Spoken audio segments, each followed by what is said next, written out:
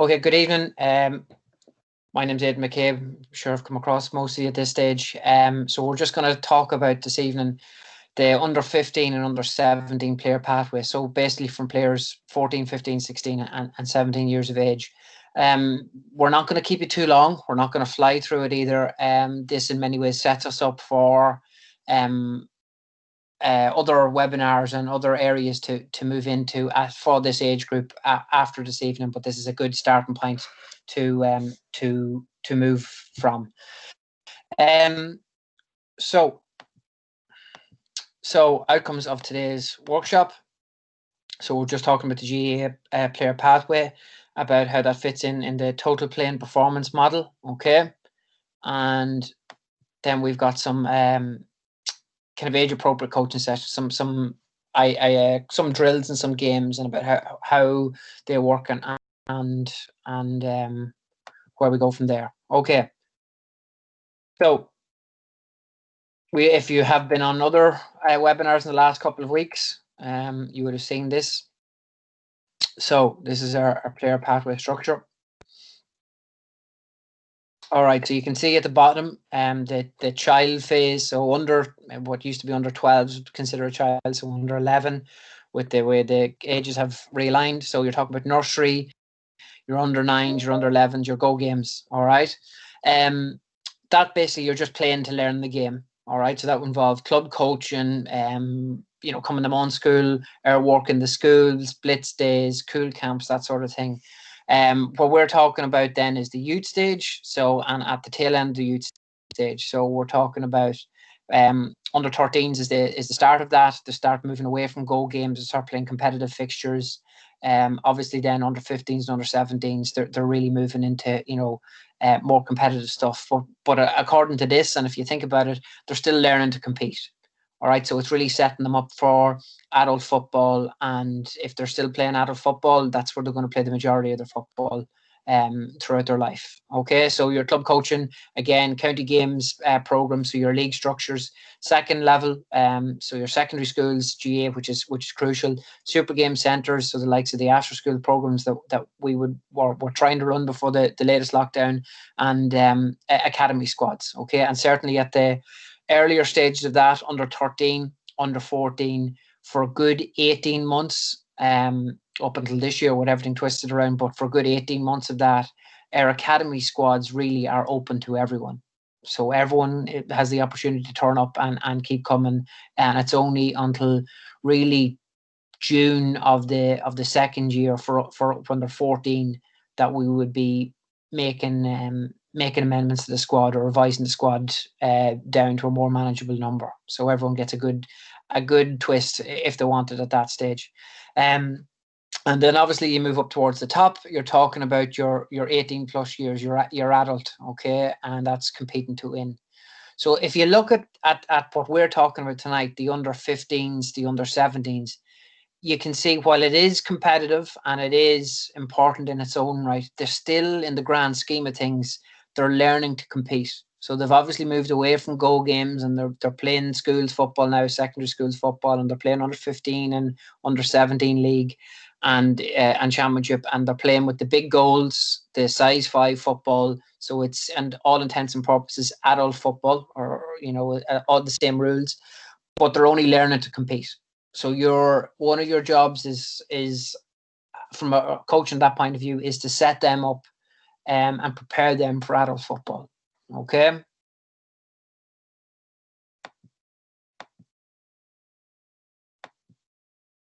So again, focus on the journey, not just the short-term success. So what does that mean? It doesn't mean don't try and win any games, or, if you've lost all your games at under 15, under 17, oh, well, I'm still doing a great job because I'm focusing on the long term. You could hide behind that a little bit. But at the same time, in 5 years' time, if you're over the under 15s and in 2021 is next year, in 5 years' time, it would be more important, I would make the argument, that of your 20 under 15s in 2021, if in 5 years' time, if 12, 15 of them were still playing senior football, whether that, adult football, whether that be senior level or junior level, B level, if 15 of that squad are still playing adult football, you've done a very good job. You will have helped do a good job between yourself and the under 17 coach. Okay, so it would not necessarily mean that, oh, well, we didn't win the under 15 final in 2021, or we didn't get out of the group. That would be secondary to that at that stage in 5 years' time. Okay, so always try and remember players develop at different rates, and you have to be aware of that. Okay, so listen, you will know, an under 15 player, a 15-year-old, could be, for all intents and purposes, a fully grown man. Could be 6'1" and built accordingly, has no more real growing to do, and he could be playing on the same team with someone that is 15, but for all intents and purposes could sneak onto an under 13 field. Could be small, or could not as physically developed. In 18 months, that could be a different story for that smaller player, but you need to make sure that you're aware of that and not write one off, or indeed hold back the more physically developed player, and not allow him to use his physique, or to prevent him from doing that. And at the same time, you want him working on his skills. You want that physically developed 15-year-old working on their skills, so that when everyone else is the same size as them, that they're not just dependent on a physical force and physique to get by people, because it won't be there. Okay, I hope that's making sense. So the total playing performance model. Okay, so every time you take a training session, what are you doing? Well, we're training for the match at the weekend, or we're training for that. Okay, yes, okay, there's a certain amount of that. Of course you are. But you're trying to develop your players. You're trying to make them better. And if you're doing that, you're absolutely preparing for the match at the weekend, or for the league, or for the championship. Okay, but you need to make them better. You need to develop them. How? Like what? That's a very, very open question. You could be doing a million different things to develop them. Okay, so we're going to try and narrow it down a wee bit. So technical proficiency. What does that mean? Okay, it's the skills of the game. All right, so anything they do that's a skill on the football field, that's what technical proficiency is. Okay, now obviously it'll depend where the player is, what their skill set is to begin with, on what you're asking them to do, whether it's opposed, unopposed, at speed, whether it's under fatigue, i.e., are you getting them to do a relatively simple hand pass and kick pass and even shooting drill, but are you getting them to do it after a hard bit of conditioning work, after a very tough tackling square or a small-sided game? Okay, so the technique you're asking them to perform then is when they're very tired, rather than just at the very start of a session. Okay, so tactical prowess, decision making.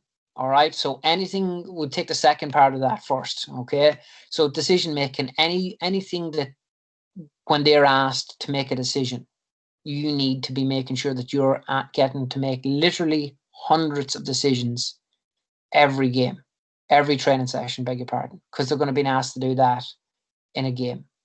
Okay, so you're getting to do 2-on-1s. What do I push up? Do I stay on my man? Do I push out? Do I drop back? Etc. Etc. Like all sorts of decisions as much as they can. All right, tactical prowess, decision maker would come under that as well, but also 15, 16, 17 years of age, you need to be exposing them. And I'm not getting into any philosophical debates about what the best way of playing is, but they need to be exposed to different systems of play. So, that might be simple as playing the ball into a target man at full forward and breaks off it. Okay. Are we going to use the mark? Are we not going to use the mark? Sweepers. Okay. The black card is in, so that means everyone can go down a player, sin bin. So what do we do with an extra man? What do we do against an extra man? What do we do if the team is playing a sweeper, not playing a sweeper? So, and that might be, you might say to me, well, no, I don't believe in that at 15, or I don't believe that at under 70, that you should be playing a sweeper. And that's fine. But other teams will. even in schools football or in academy squads, other teams will. So to help your players and develop them and give them as much as wide a range of skills, you need to kind of expose them to that. Now, that might be just something as simple as, playing the ball into a player that's marked, but the 10, 15 meter space in between, before them, between you and you kicking it and your target, there could be a spare player in. So you're getting them to just play it over that spare player's head. So you're just getting them to think of, I don't have a 30-meter green grass channel to where I want to kick it, that there's a defender in the way and I need to, angle my kick, and the receiver needs to angle his run. So something as simple as that can help them, okay? Team play. How well do they play together? Are they... So a lot of us would have maybe a very, very strong forward, okay, playing with a team where they're expected to do a lot of the scoring. Certainly in academy squad level, when we get to under 15s or 16s or 17s, you can see certain traits from forwards or from midfielders, from players in general, that, okay, he's doing that because he's the main person in his team and it might be expected of him, or maybe not, but he's used to doing it all on his own. Okay, he's used to doing, or a certain majority of it. Okay, so if the team scores 110, he's probably scoring 1-6 and setting up the other 3-4 points. So you need to make sure that you're still getting them to not develop any bad habits of getting their head down, okay, so that they are involved in playing the ball around and team play. All right. Physical fitness, okay, so that's not just running, okay, so it's not just the gym, but you would want to be exposing them to certain elements of athletic development, of strength and conditioning, okay. Now that might be just the conditioning side of it, might be just that I'm training for 60 minutes and they are going to be moving for 60 minutes of that. There is never really a 3, 4, 5 minute spell where they're not doing anything, that they're always involved in the drill. Okay, they're always involved in a game. They're always involved in any kind of some sort of activity. Okay, that could be what you think at under 15 that you want to do at condition, that it's never going to be involved in running. All right, and that's fine. But the athletic development, the strength element as well, is you want to be maybe introducing them to the idea of mobility, foam rolling, mini band work. All that is there for you as club coaches. We have that stuff on YouTube. We have that stuff on file. Players will look for stuff like that. Under 15 is probably the area where there's the biggest drop off. Probably under 17 then the second most. But in fairness, at under 17, there would be an element of they have probably made their decision, or certainly they have made a decision up to that point to keep playing football. So if you can expose them to maybe things that they're not used to, okay, that are, oh God, this looks like something the Cavan boys were doing at the weekend, okay, that, it's foam rolling, it's activation work, okay, it's maybe just kind of capturing their imagination a wee bit more. That's no bad thing, okay? And as a club coach, maybe, oh God, I'm really not comfortable. I don't really know what you're talking about, or two, demonstrating that or giving them the information, or God, I wouldn't be comfortable fielding questions on that. That's okay. There's nothing wrong with that. And in fact, if you're able to kind of, one, realize that and maybe two, admit it, that's fantastic. What you can do then is direct it to us. Get on to one of us, get on to myself or Jack or Dan or Chris. And fortunately, you can't get on to Andy anymore. He's left us, so don't be annoying him. But, get on to one of us and we can, okay, well, here's the information. Here's the playlist on YouTube for the activation work. Here's a video. Here's a PDF that you can send to the WhatsApp group for the parents that can send on to the kids. And it's very, very, very simple from then. Okay. And, that'll either work or it won't work. And if it doesn't work, we'll help you in some other way. Okay. We'll get there eventually. All right. So psychological focus. All right. So mentally, you need to be preparing them for the demands of the game. So, for a 60-minute game, it And I know that's not psychological focus, but it actually meant to be. But for a 60-minute game, they need to be concentrating for the vast majority of that. So if you have a training session set up for 60 minutes, that's great. But if they only have to be switched on for 10, 15 minutes of that, and it goes back to the second point about decision making, that's not great. That's not going to help them. That's not really bringing them towards the demands of what the game asks of them. Okay, so you want to be prepared. It's not all we need to be amateur psychologists and everything like that. Again, maybe that's not something, a field you're comfortable with or have great expertise in or want to get too bogged down in. But if nothing else, if you're making sure that they're switched on, they're concentrating for the majority of your training session, you're helping them focus on the game and you're preparing them mentally for it. Okay, if it's something you need that they're a wee bit, they seem to mentally fall asleep in games and everything like that, there's probably a bad joke there about Monaghan, but look, we'll not load too much. But if there's a pattern you're finding, maybe in the under 15s and the under 17s or something like that, maybe even a couple of ladies teams, there's nothing wrong with getting someone in to deliver, to speak, maybe one of your senior players for 10 minutes before training, at the end of their training, just get them to talk about concentrating on the game, what they do, etc. Use stuff like that. And again, I will direct you back to us. Any questions, ask us. We mightn't have the right answer immediately, but whatever it is, we'll get there eventually. All right. And again, the last point probably ties back into that. So how can you be preparing them mentally for the game if you're not getting, if you're not asking them questions, if you're not keeping them on their toes, and if you're not getting feedback from them? Okay. And that mightn't be just verbally all the time getting feedback from them. But, if you look at the body language of your players coming off the field, you'll have a fair indication of how that training session has, going back to our first point, developed them for the future and prepare them for the game or for the weekend or for the league or for the championship or whatever it is. Okay, so just to put a wee bit of meat on the bones of what we were talking about there. So top left corner. So we're talking about technical skills. So kicking. So at your 15 to 17 years of age, obviously they've a fair handle on kicking, but you want to start putting an emphasis on accuracy, on movement, kicking to a person being marked. So it mightn't be just a straight line run. It might be first and second runs. First run to get rid of the defender, second run into space on the ball, getting them to improve distance. Obviously working on the left side, if they're right-footed and vice versa. Also as well, here, look at the weekend, free taking.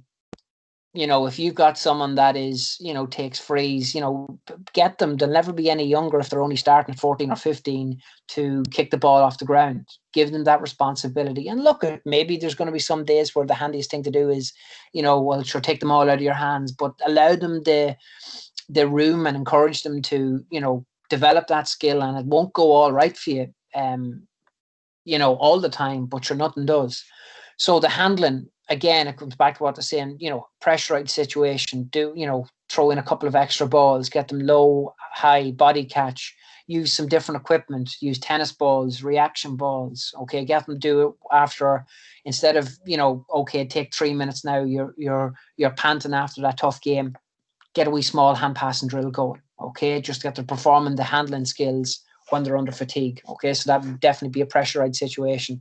So get them practicing all the other skills, allow them a wee bit of time for, if you're a national school, to be calling it free play, allow them a wee bit of time to kind of practice the dummy solo, the jinx, the side steps, the roll, etc. And a big one at me is attacking the ball at pace. Okay, if you can, at 14 years of age, if you can get them really knowing what attacking the ball at pace looks like, why it's a good skill to have, you've helped them out an awful lot. Okay, so they're 14, realizing that, and if they develop that for the 4 years until they're 17, that's that'll be fantastic. And working on the tackle. Okay, so shadowing on off the ball, near hand tackle. Okay, maybe as they're getting older towards 17, getting your 2-on-1s and discipline tackling like that. Okay, so this here is crucial. We're moving to the right corner. All right, so it's the tactical prowess, the decision-making corner of the square. So your players need to know different positions, and they need to get experience of playing them. Now that isn't easy, okay? It isn't easy, no matter whether you have a small club or a big club, because if you've got two guys that are midfielders, it's very hard for you at club level to say, right, well, I'm going to play you a half back today or full back today, or, in a full forward, because, I want you to have experience of playing all those positions. But you do need to, because think about it this way. You have got two midfielders at under 17. They're both 17, okay? So we're imagining we're in 2021 and everything's back to normal, and we're two midfielders.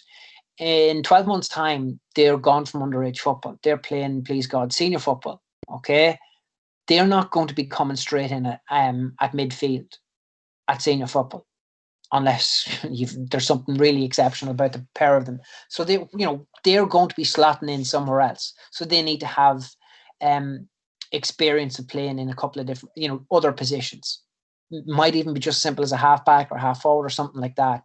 But you need to be aware of that situation. Okay. Sometimes it's easier when they're playing up a level. So when it's a 15-year-old, okay, so he could be under 15 for his midfield, but he might be a wing forward then when he's playing under 17. All right. And sometimes, that can help. All right. Although I know there's an awful lot of clubs that that mightn't be happening in. Okay. So decision making. Well, how do I get them to make decisions? Okay. Get them on the ball as much as you can and train it, and then let them make decisions then. So in small-sided games, the beauty about them is that they're always moving, and every time they're on the ball, they're going to get on the ball an awful lot more, okay, and they've decisions to make in that the whole time. And as well as that, look at the last three. Trial and error, guided discovery, so you might have to lead them down the garden path a wee bit, but observe them, and then give them a wee bit of feedback. And that might be just a quiet word walking to the next drill, or when one of the other coaches is taking over. But, you have to keep an eye on it. You have to be helping them out. You have to be and praise them when they're doing well. Okay, so just below that, team play. So again, a crucial one. They're coming up from maybe under 13, so maybe used to small goals all the time. All right, so get them used to playing a full-size field. Get them used to playing on the full-size goals. All right, get them to appreciate the space of it, how much space there is. All right, getting them working on attacking play. All right, so possession, support play, maintaining possession, so moving the ball as a team, so passing and moving. Okay, maybe making a run to create space for someone else to get the ball. All right, so then principles of defending, so delaying when they're in possession of the ball, maybe denying the ball to begin with, dispossessing them, and then delivering the ball once you win it back. All right, so physical fitness, again, like what we were talking about earlier on, flexibility, static stretching, dynamic mobility, your activation, your foam rolling, mini band walk, stuff that we touched on earlier on. Working on your speed, again, work that into your warm-up if needs be. Multi-directional, so it's not all straight line, so it could be in relation to reacting to the ball. Okay, 5 meters, 10 meters, 15 meters, 25, whatever it is. Okay, and again, at the bottom there, strength, so improving the core strength, body weight exercises, plank, and I think this is pretty much I think it'd be a pretty well-known fact now at this stage, but it's no harm in reiterating again. Strength work doesn't mean you're telling a 15-year-old, in you go to the gym, have at it.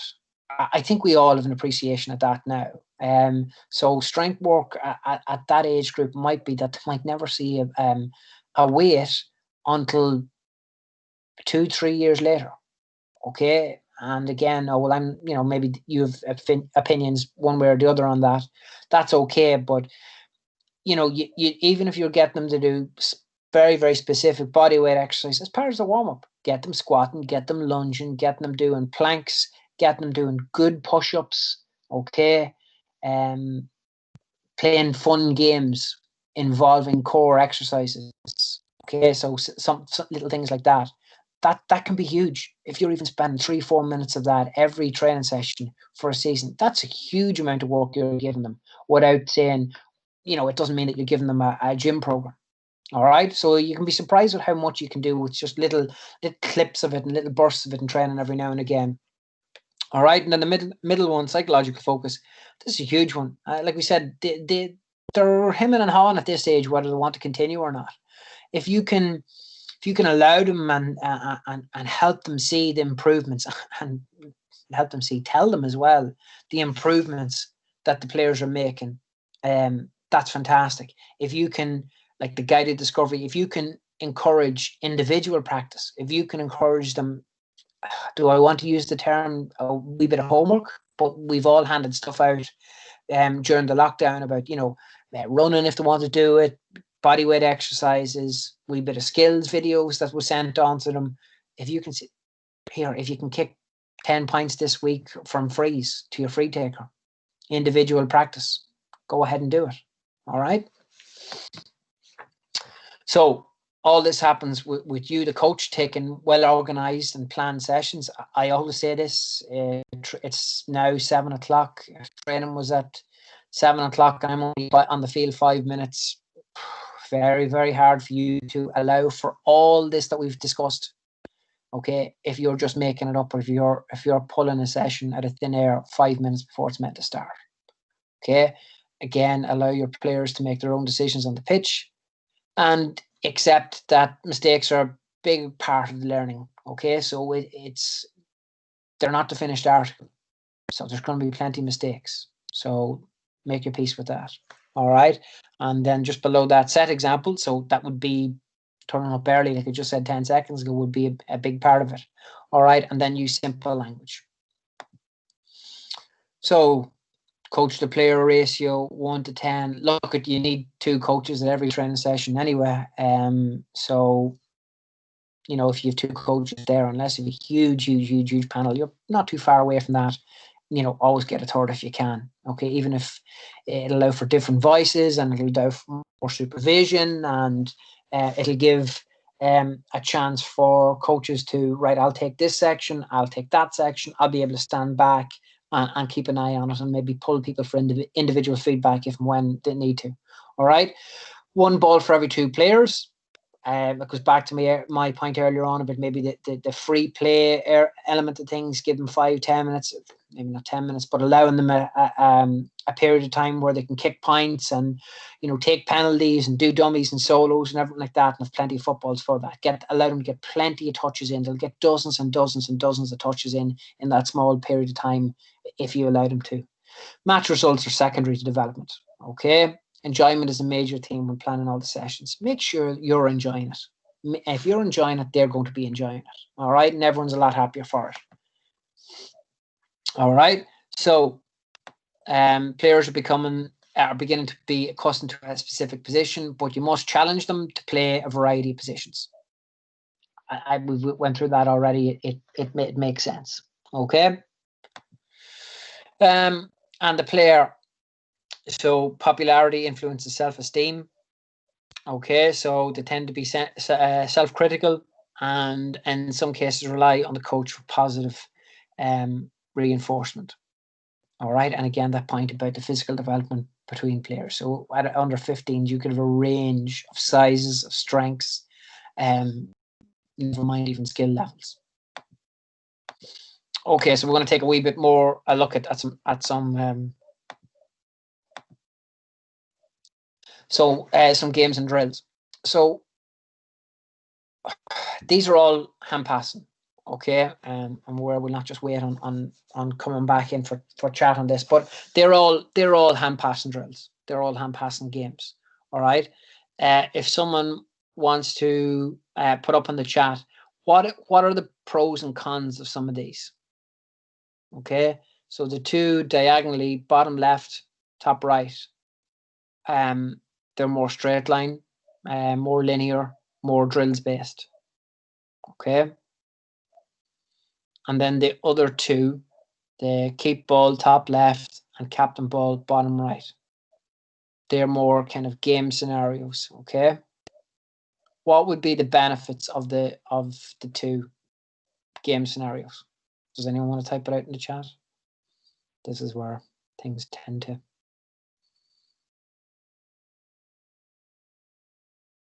slow down a wee bit. Okay, we'll not leave a dead silence. Nothing worse than that. Okay, so I'm sure you're all typing furiously out. When we talked about decision making earlier on, compare the amount of decisions you would have to make in the hand pass in pairs and the zigzag pass to the other two, keep ball and captain ball. Literally, there's all the decisions of a game in the last two, in the two game scenarios. All right, even though you're working on the hand pass and both, okay, there's some added skills in. All right, you're working on, and again, use your coaching. Put different rules and regulations on it. Put the opposite hand. If you need to challenge a specific player, walk over to them, whisper, right, you only use your opposite side now. All right, possibly where the other two could come in. I'm not saying don't ever use a drill, but like if they were part of just the warm up at the very end, 30 seconds, 60 seconds, 90 seconds, add a couple of extra balls in, allow them to get plenty of touches, get their eye in.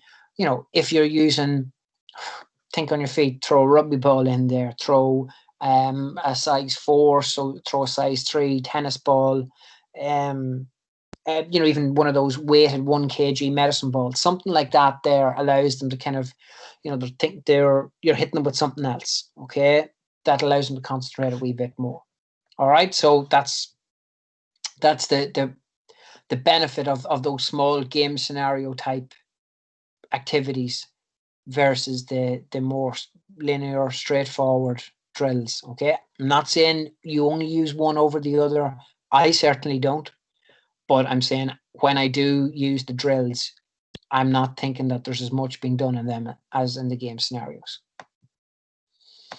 All right, so we'll take a look at a couple of these. A couple of wee games and drills. So kind of like a 30-meter kick pass. Okay, two teams inside one half of the field, A versus B. And it's to be honest, I would amend that now from a 30-meter pass. Okay, I would amend it now to a 20-meter pass. And the reason for that is, of course, the mark. So you're allowing them and you're giving them plenty of opportunity to gauge the distance of 20 meters. Okay, so, and then you're rewarding them from that. I would then, okay, so that's that amendment made to that.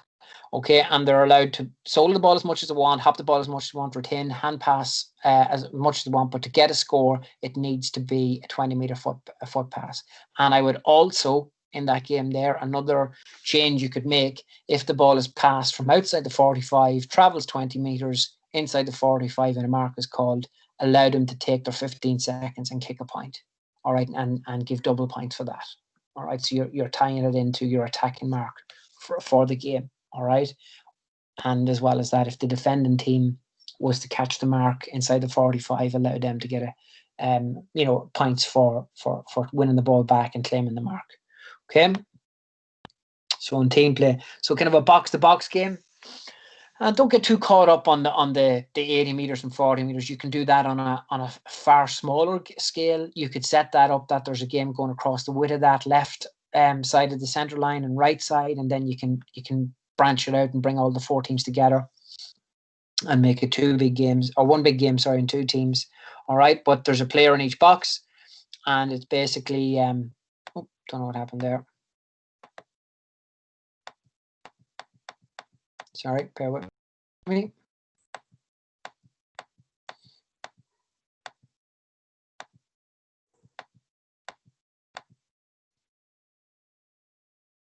No, sorry.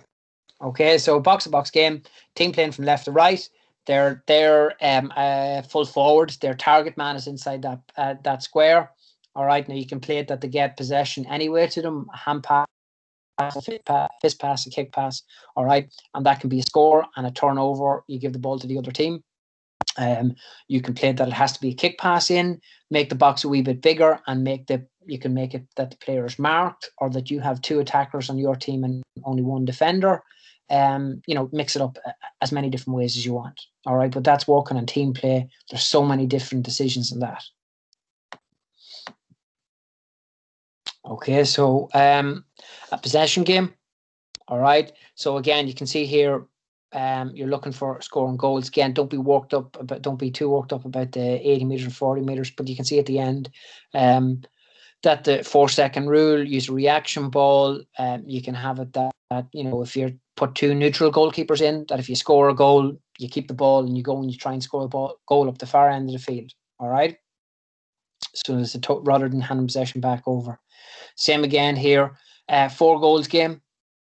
All right, so you can score through any goals. You can have it that there's a turnover straight away. You can have it that you have to play through the goals, kick through the goals, solo through the goals, even pass to a player behind the goals, like in an end zone type of scenario. All right. Again, so many different decisions, so many different options that the players have to do and choices. Do we go into this? The bottom left, bottom goals? No, they're blocked up. Okay, switch to play. Go left, go right. All right. You're never, and the beauty about those games, you're never not involved in them. Okay. So just take a look at a couple of other ones, and then we'll direct you to some areas where you can look at it. Look at for stuff of these as well. So again, these are definitely drills. So you can see a blue, a red, a yellow, and a dark blue from left to right setup. So you can read that as much as you want.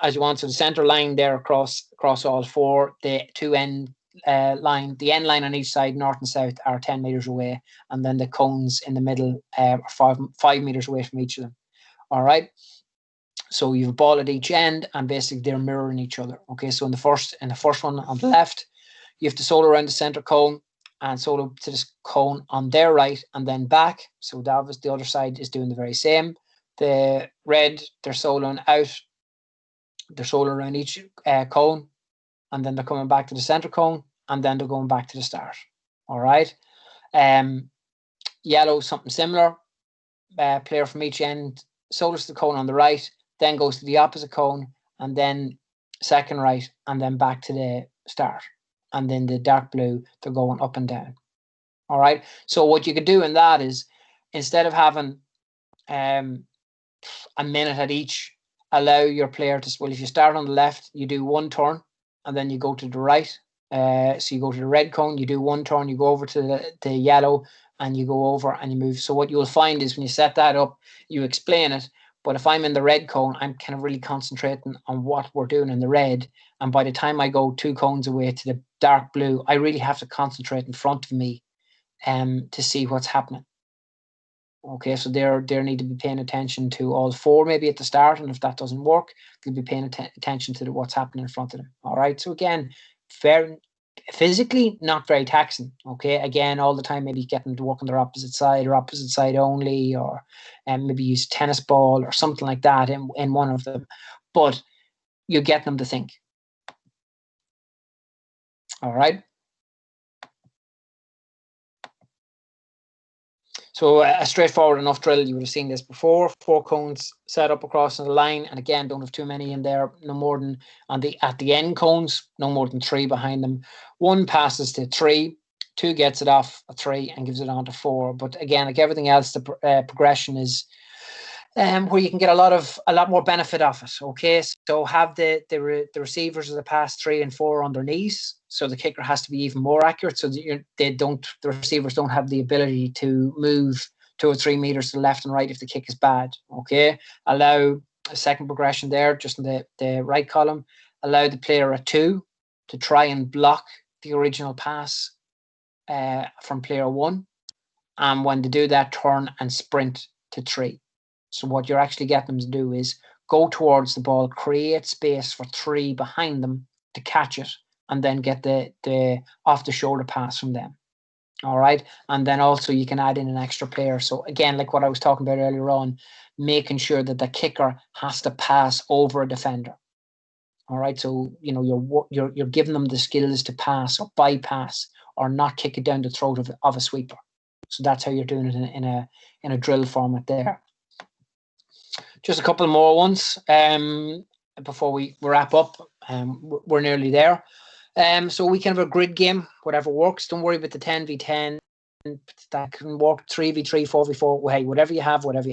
Okay, so you have a couple of gates there. So you award a point for possession. If you kick past it through the gates, again, I would be trying to maybe allow it a 20-meter no bounce kick pass.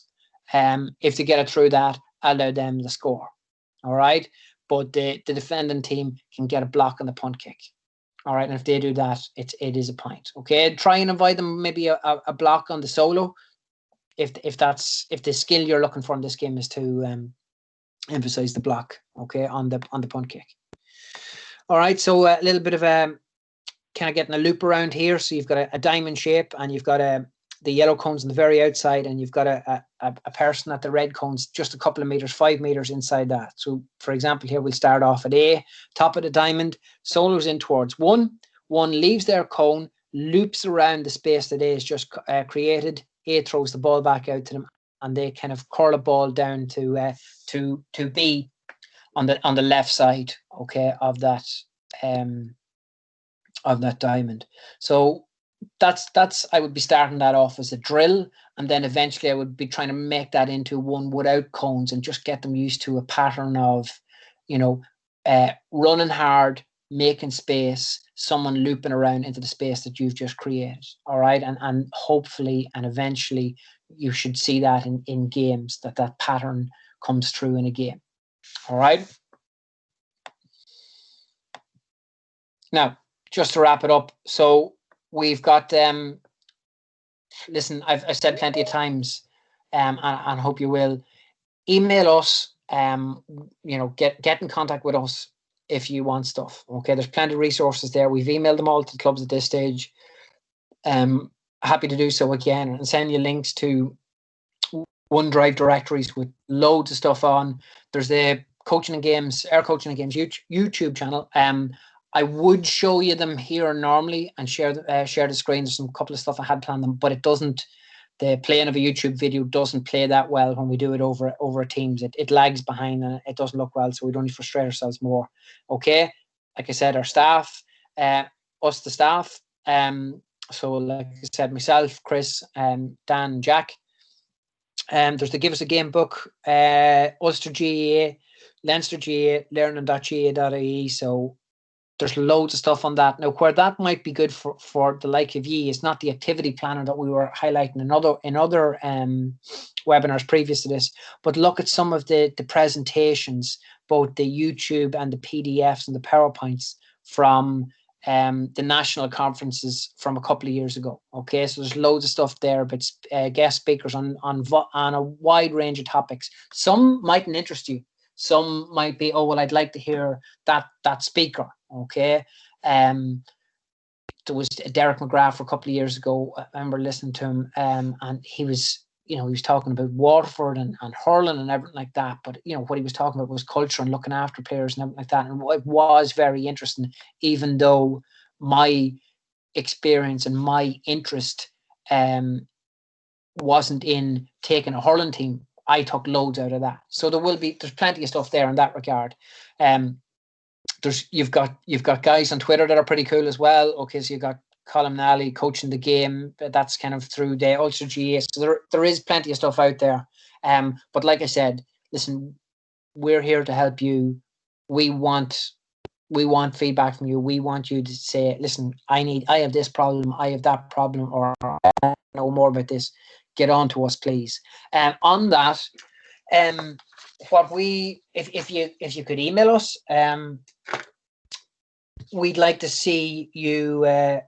We'd like to ask you and get back from you what topics you'd like to get covered in the next couple of webinars. All right. So it was light enough there on actual skills and drills and everything like that. We wanted to kind of, like I said, set us up for other webinars in the future, but we would like to hear from you now. Put it up in the chat box, email us,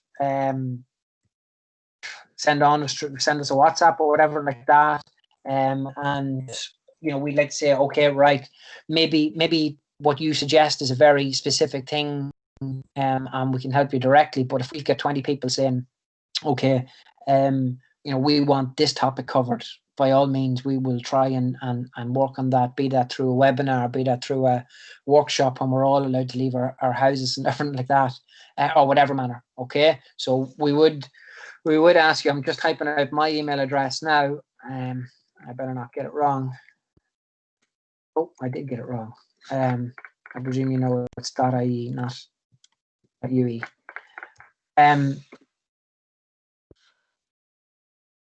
So by all means, please, any questions, and please get in contact with us.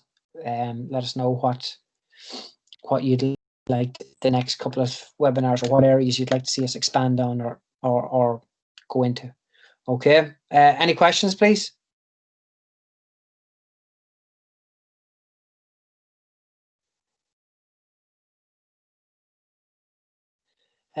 Tina Clark, Claire Wellman, as you mentioned, start is a 17-year-old strong enough to play senior football. This is where the drop off will be even greater now. Well done, and thanks to Andy. 12 years in coaching the games.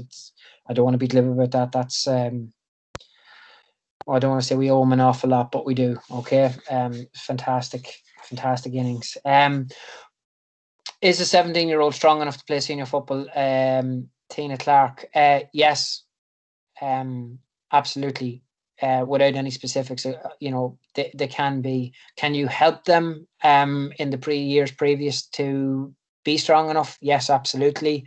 Again, like I said, if you're working with the core strength and giving them the proper movements, their squats, the lunges, the plank, push up, if they've them pretty well mastered, you've given them a strong starting point to build on for adult level, adding weight onto that.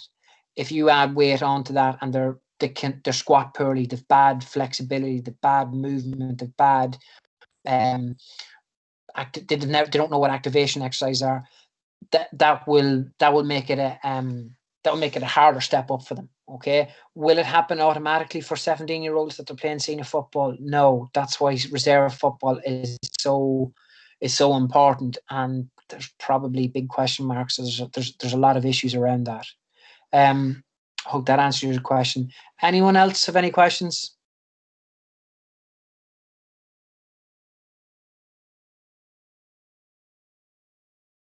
Go ahead, Noel. Yeah. Take your mic off and ask away.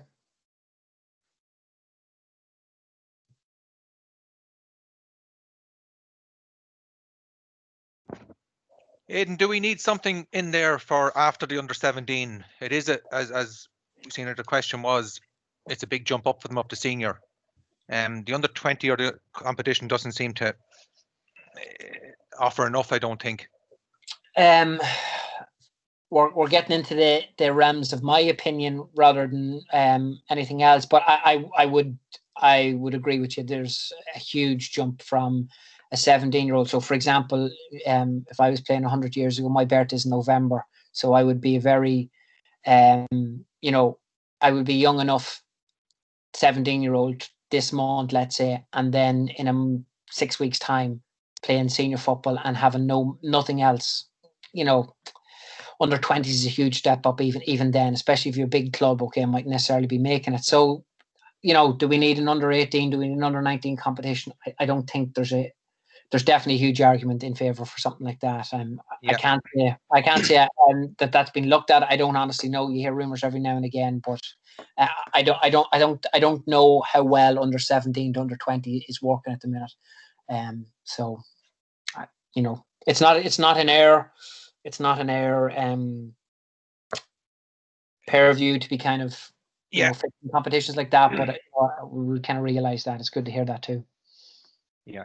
Also, in a session on specific strength and conditioning for under 17s would be useful, I think. Yep. Can't see that being a huge problem, no. Yeah. Okay. Thank you. That's what we're looking for. Any other feedback or any other topics you'd like covered, or anyone else out there? Yeah, no, I don't. I just know we've got any talk to bring back under 18. Not really sure, to be honest. We haven't really heard that much about it, or whether that be determined by national or anything else. If no one else has a question, we might wrap it up there. Conscious of talk probably a wee bit, as I often do, a wee bit more than I plan to. Anyone else something to? No, that must be great. It must mean we covered it all. So listen, please do have a wee think about it. What topics you'd like covered? Okay, if there's something general strength conditioning, something a wee bit more specific. I've referred to stuff that we've done before. Take a look at our YouTube channel if you'd like a little bit more information on that. By all means, please do. Man, Jerry, just when we were wrapping things up, does allowing amalgamations not encourage player dropout? Again, probably a philosophical question, and personal opinions come into it. It can do. In other instances, it is the only way teams can field on their own, or gives them what they feel is a better chance of success or developing players at a higher level. That's probably for individual clubs to determine. My own opinion is, so long as it's been done for the right reasons, and that it doesn't mean that you have huge, players not providing football, then that's it. If they're not providing football for everyone in that age group, there can be an issue. Okay. If no one else has anything else, and I hope that answers your question, Jerry, as much as I can. I think we'll wrap it up there. My email address is in the chat box there. The recording, this will be made available hopefully tomorrow or the next day. And just like to say thanks very much then. And again, reiterate, thanks very much to Danny McGovern for 12 years in coaching and games. All right. And we'll give him a virtual bull of us. All right. Thanks very much, folks. See you now.